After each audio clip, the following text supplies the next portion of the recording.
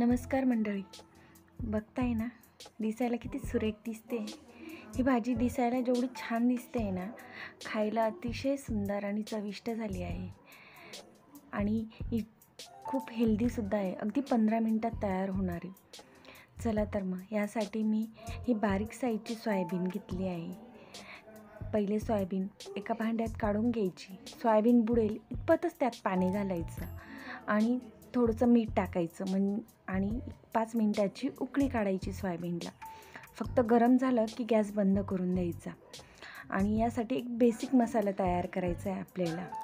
त्यासाठी फक्त खोबरं, कांदा, अद्रक, लसूण एवढे 4च जिन्नस घ्यायचे आहे। सर्व जिन्नस व्यवस्थित गुलाबी कलर होईपर्यंत भाजून घ्यायचे आहे आणि छान खरपूस भाजायचा सुगंध सुटेपर्यंत। सर्व मिक्सरच्या भांड्याला काढून घ्या। या रेसिपीत मसाला हा महत्त्वाचा घटक आहे। मसाला व्यवस्थित झाला की भाजीची चव अतिशय छान होते आणि लागते पण। त्यासाठी माझ्याकडे इथे कोथिंबीर कमी आहे, त्यामुळे मी थोडी टाकली आहे। जास्त कोथिंबीर असेल तर भरपूर कोथिंबीर वापरा आणि आवश्यकतेनुसार पाणी टाका मसाल्यात आणि छान ओलसर वाटण तयार करून घ्यायचं आहे। हे वाटण व्यवस्थित एकदम बारीक करून घ्यायचं आहे।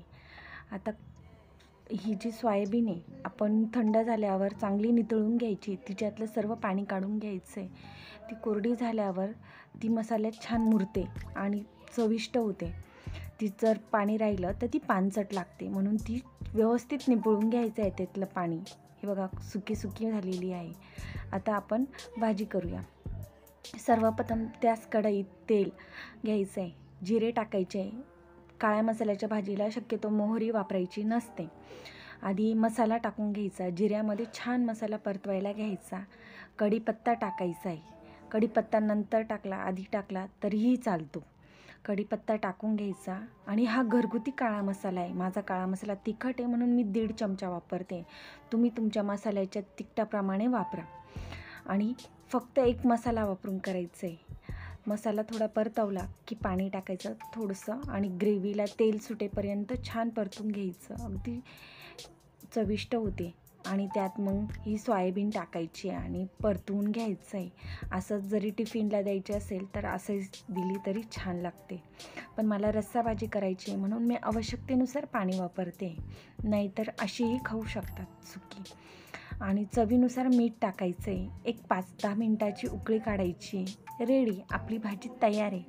खायलाही अतिशय हेल्दी आणि चविष्ट। फक्त एक मसाला वापरून ही चमचमीत भाजी तयार आहे। आवडल्यास लाईक, शेअर आणि सबस्क्राईब करा। Thank you for watching.